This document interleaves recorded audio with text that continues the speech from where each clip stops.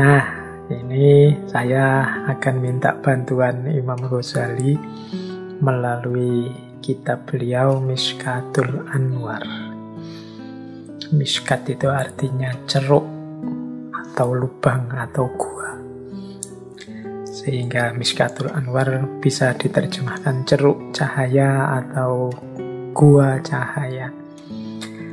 Nah, di bagian awal kitab Mishkatul Anwar, Imam Ghazali menjelaskan cahaya itu tentunya cahaya secara spiritual. Maknanya beda-beda sesuai level orangnya. Imam Ghazali di banyak teorinya sering sekali membagi level manusia di 3 macam ini. Ada awam, ada khawas, ada khawasul khawas. Nah, bagi kelas-kelas manusia ini, cahaya itu beda-beda maknanya. Menurut Imam Ghazali, bagi orang awam, cahaya adalah sesuatu yang membuat sesuatu yang lain menjadi tampak atau kelihatan. Sarananya panca indera, khususnya mata. Nah, ini mungkin level kita ya awam. Jadi cahaya itu ya pokoknya terang. Cahaya itu bersinar. Cahaya itu pancaran tadi, gelombang elektromagnetik yang apa tadi, itu definisi awam.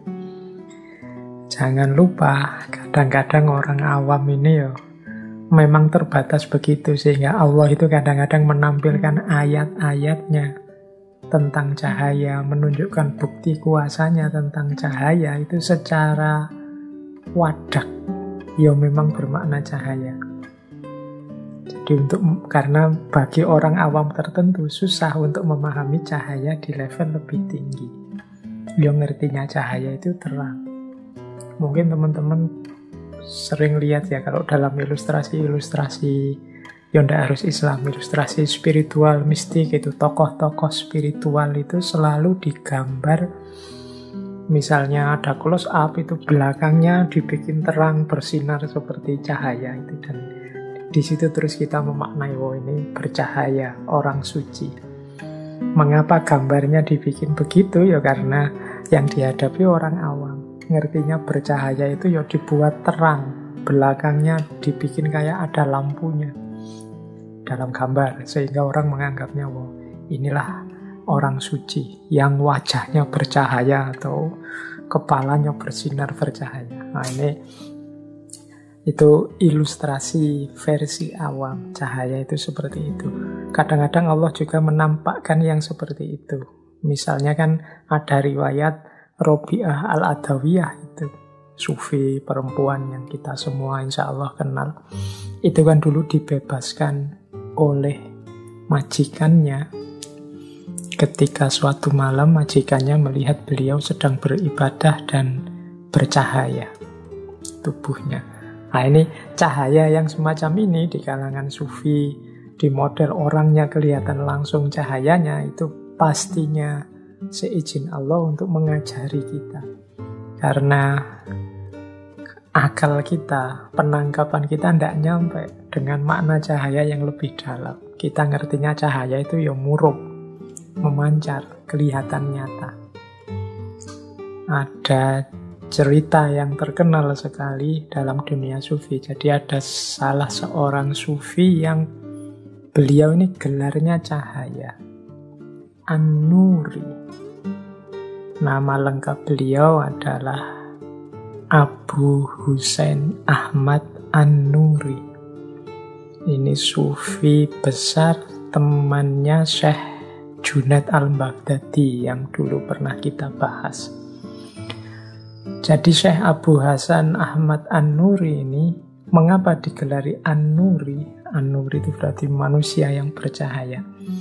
Karena ada riwayat beliau ini kalau bicara, misalnya ruangannya gelap sehingga tidak kelihatan apa-apa, dari mulutnya keluar cahaya, sehingga satu ruangan terus terang benderang. Mungkin pernah ada cerita beliau sedang berceramah atau memberi nasihat dan dalam gelap gulita, tapi dari mulut beliau keluar cahaya sehingga ruangannya jadi terang benderang.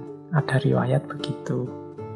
Ada juga riwayat yang menyatakan ya beliau ini punya satu tempat khusus di tengah padang pasir untuk kholwat sepanjang malam. Nah, saat beliau kholwat ini di malam hari, tepat di atas tempat beliau kholwat itu memancar cahaya yang terang sekali. Oh, ini jadi dari dua pengalaman itu terus beliau digelari An-Nuri. Apa kalau tidak begitu beliau tidak dekat dengan Allah? Imam Abu Husain Ahmad ini, untuk siapa sih cahaya itu? Nah, kalau menggunakan teorinya Imam Ghazali tadi, cahaya yang memang wadak, kelihatan bercahaya, murub, itu sebenarnya untuk kita. Jadi itu bukti, itu mungkin ayat, itu mungkin petunjuk Allah untuk kita, untuk menunjukkan pada kita untuk mengikuti kebaikan-kebaikan, mengikuti amal soleh, mengikuti beliau, para kekasihnya. Kalau para kekasih itu sendiri sebenarnya mungkin tidak butuh cahaya-cahaya yang semacam itu. Kitalah yang butuh untuk bisa mendeteksi di mana para kekasih Allah itu adanya. Nah, sehingga oleh Allah memang ditampilkan dalam bentuk wadak yang verbal, ada cahaya yang memancar. Nah, ini meladeni kita yang makomnya masih awam. Kita biasanya kalau ketemu yang luar biasa seperti itu kan baru terus ikut, baru terus percaya. Kalau tidak ada itunya tidak percaya duluan. Oke, jadi ini makna cahaya level pertama. Kita butuh ada cemelorotnya, kita butuh ada terangnya, ada memancarnya, baru kita percaya kehadirannya, tajallinya Allah. Itu makna dasar yang pertama. Ada makna kedua. Ini nur bagi khawas. Nur bagi khawas ini jalannya adalah pemahaman, sarananya akal. Jadi ini menangkap kebenaran, menangkap hidayah. Nur tadi kan maknanya hidayah. Menangkap petunjuknya Allah dengan jalan akal. Bagi teman-teman yang tekun belajar, mencari ilmu, mengejar hikmah, ini sebenarnya kita sedang mencari cahaya, mencari hidayah di level kedua. Jadi level orang-orang khawas. Ya, saya tidak berani bilang bahwa kita ini ada di makom khawas. Ya, kita ini makomnya masih awam, berusaha naik untuk ke makom khawas. Ya, kita belajar ini sebenarnya semoga kita bisa naik levelnya sedikit ke makom khawas. Jadi memahami cahaya Allah lewat jalan akal, dengan jalan belajar, dengan jalan mencari guru, dengan jalan membaca kitab dan lain sebagainya. Nah, ini kita sebenarnya sedang mengejar cahaya di level khawas. Sarananya akal. Apa bisa? Bisa. Jadi akal kita itu ya perangkat yang istimewa yang dianugerahkan oleh Allah. Pastinya juga bisa mencapai dan menemukan kebenaran. Oke, kalau ini level kedua. Ada level ketiga, yaitu makom khawasul khawas. Makom khawasul khawas ini kesannya yang kita pahami selama ini, kalau versinya Imam Ghazali selalu makom para kekasih Allah, orang-orang yang dekat dengan Allah. Nah, ini adalah orang yang menemukan cahaya lewat jalur sufi saat mereka mengalami kasyaf. Sarananya adalah kebebasan. Bebasnya akal dari khayalan, dari waham, dari pandangan-pandangan yang duniawi, dan lain sebagainya. Jadi jiwanya bersih, isinya hanya Allah saja, maka dia bisa memantulkan cahayanya Allah dengan sempurna. Kalau ini namanya nur bagi khawasul khawas. Ini makom yang tinggi para kekasih Allah. Jadi cahaya itu ada nur di level awam, ada nur di level khawas, ada nur di level khawasul khawas. Ini bisa dibahas di Mishkatul Anwar. Nah, saya lanjutkan. Ini sedikit melanjutkan ke Mishkatul Anwar. Menurut Imam Ghazali, hadirnya cahaya itu berdialektika dengan 3 hal dalam hidup kita. Jadi hidup kita ini kalau ingin utuh dan benar orientasinya, arahnya tidak sesat, itu butuh 3 komponen.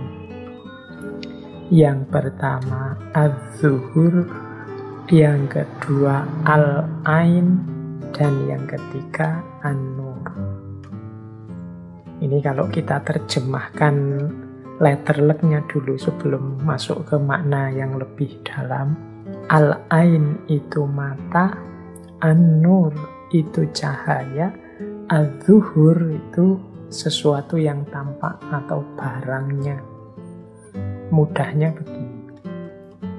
Misalnya sekarang saya melihat HP. HP-nya harus ada, mata saya sehat, dan harus ada cahaya.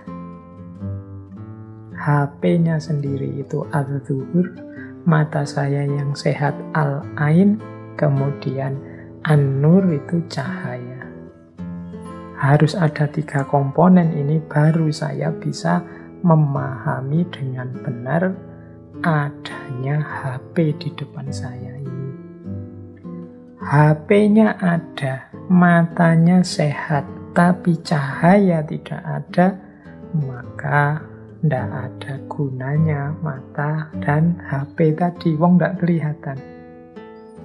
Ini kalau saya tarik ke makna yang lebih dalam, akalnya sehat, kebenaran kenyataannya ada, tapi hidayah dan petunjuknya Allah tidak masuk, ya kita tidak akan menemukan kebenaran itu, kita tidak akan melihat kebenaran itu. Jadi manusianya yang melihat harus sehat, ada cahaya sehingga kebenaran bisa terlihat. Kebenaran yang bisa terlihat itu kan kalau dalam dunia tasawuf disebut ma'rifat atau kasyaf. Jadi ini 3 komponen yang berhubungan dengan cahaya dalam kehidupan kita. Al-ain, an-nur, az-zuhur. An-nurnya ada, hidayah Allah ada, Al-Quran, Rasulullah, kemudian keimanan ada.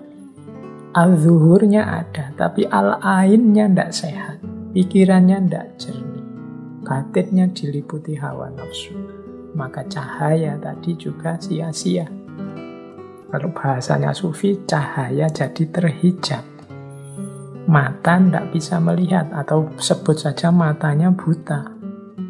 Mata yang buta meskipun ada cahaya, meskipun ada kebenaran az-zuhur, ya sia-sia, dia tidak akan bisa melihat. Jadi ini ada timbal balik perputarannya. Jadi kebenaran akan tampak kalau ada kombinasi lengkap antara al-ain, an-nur, dan al-zuhur. Tapi kalau salah satu tidak ada, ya tidak terjadi peristiwa kasyaf atau peristiwa ma'rifat, lahirnya pemahaman atau lahirnya pengetahuan. Jadi ini dialektika antara al-ain, an-nur, al-zuhur. Maka dalam dunia tasawuf selalu kita disarankan membersihkan jiwa. Membersihkan jiwa itu berarti membersihkan mata, al-ain, sehingga kebenaran kelihatan. Tapi juga jangan merasa sombong bahwa kita kuasa melihat. Kalau Allah tidak menurunkan hidayah cahayanya, ya sama saja kita tidak akan bisa melihat apa-apa. Jadi itu dialektika antara al-ain, an-nur, dan al-zuhur. Ini yang ada hubungannya dengan cahaya. Ini silahkan direnungkan sebentar bahwa dalam hidup kita ini kita butuh diri kita yang sehat, kita butuh petunjuk hidayah dari Allah. Baru setelah itu kebenaran akan tampak.